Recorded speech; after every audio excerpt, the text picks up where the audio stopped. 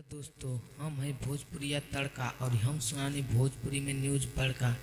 त रउआ लोग भोजपुरी में खबर सुनल पसंद करनी त का सोचत बनी, फटाफट चैनल के सब्सक्राइब करी और घंटी जरूर दबाएं। चलिए वीडियो शुरू कइल जाए। आज के पहला ताजा खबर बा कि ईरान ए बेरा इजराइल पर ड्रोन अटैक कइले बा। ईरानी ड्रोन के इजराइल के आयरन डोम रोक लेले बा, काहे से कि ईरान अपनी हवाई क्षेत्र में हजारों ड्रोन भेज के इजराइल के खिलाफ हमला कइले बा। आज के दूसरा ताजा खबर बा कि सुबह 5 बजे अभिनेता सलमान खान के घर के बाहर 2 आदमी फायरिंग कइले बा।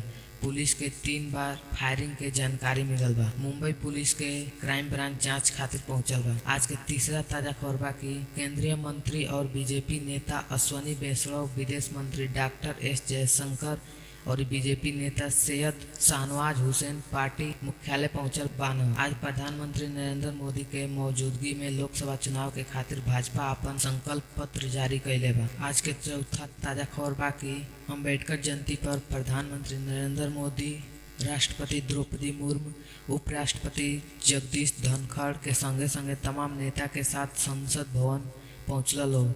सगरो नेता बाबा साहब भीमराव अम्बेडकर के श्रद्धांजलि अर्पित कैल। आज के पांचवा ताजा खबर बा कि बीजेपी के घोषणा पत्र पर प्रमोद तिवारी निशाना लगैले बान। सुनी का निशाना लगैले बान। भाजपा के चुनावी घोषणा पत्र जारी होखले के बाद कांग्रेस नेता प्रमोद तिवारी कहना कि ए पर खाली हंसल जा सकता और कौनो प्रतिक्रिया नहीं के। पीएम मोदी 2014 में खुद कहले रहना कि 15 लाख रुपया सबके मिली, लेकिन का भइल? पिछले 10 साल से 3 गुना बेरोजगारी बढ़ गई बा। कांग्रेस के नेता प्रमोद तिवारी कहना और सुनी का कहना कि जौने आदमी के खुद के गारंटी नहीं खे, उ आदमी का गारंटी दी। आज के 6वां ताजा खबर बा कि मुंबई में अभिनेता सलमान खान के घर के बाहर फायरिंग के घटना पर महाराष्ट्र के मुख्यमंत्री एकनाथ शिंदे कहना कि ई एगो दुर्भाग्यपूर्ण घटना बाटे। पुलिस एकर जांच करत बा, आरोपियों को पकड़ल जाई, ओकरे ऊपर कड़ी कार्रवाई कइल जाई।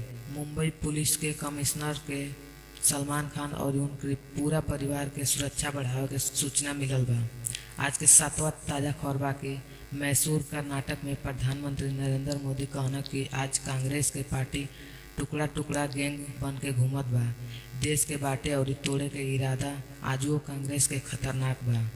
आज के 8वां ताजा खबर बा कि कांग्रेस आम चुनाव खातिर 10 उम्मीदवार के एगो और लिस्ट जारी कैले बा, जेमे दिल्ली के 3 सीट पर कैंडिडेट के ऐलान कैले बा, जेमे से कन्हैया कुमार उत्तर पूर्व दिल्ली से चुनाव लड़ी हैं। इनकर मुकाबला हुई बीजेपी के सांसद मनोज तिवारी से और जेपी अग्रवाल चांदनी चौक से लड़ी हैं। इनकर मुकाबला हुई बीजेपी के उम्मीदवार प्रवीण खंडेलवाल से और उदित राज उत्तर प्रदेश दिल्ली से लड़ी हैं और उनकर मुकाबला हुई बीजेपी के उम्मीदवार योगेंद्र चंद्रोई से। आज के 9वां ताजा खबर बा कि मध्य प्रदेश इंदौर के एबी रोड एगो रेस्टोरेंट में आग लग गई बा। उ तो सही समय पर फायर ब्रिगेड के गाड़ी पहुंच गई। आज के 10वां ताजा खबर बा कि दिल्ली के द्वारक उपनगरी में सेक्टर आरडी राज्यपाल पब्लिक स्कूल के कैंपस के अंदर एगो स्कूल बस में आग लग गई। देखत देखत पास में खड़ा एगो और बस में आग लग गई। तो रउआ लोग के ई खबर कैसन लागल? अच्छा लागल हो तो एगो लाइक जरूर करम और ऐसने खबर भोजपुरी में सुनल पसंद करनी तो सोची मत, फटाक दे चैनल के सब्सक्राइब करी।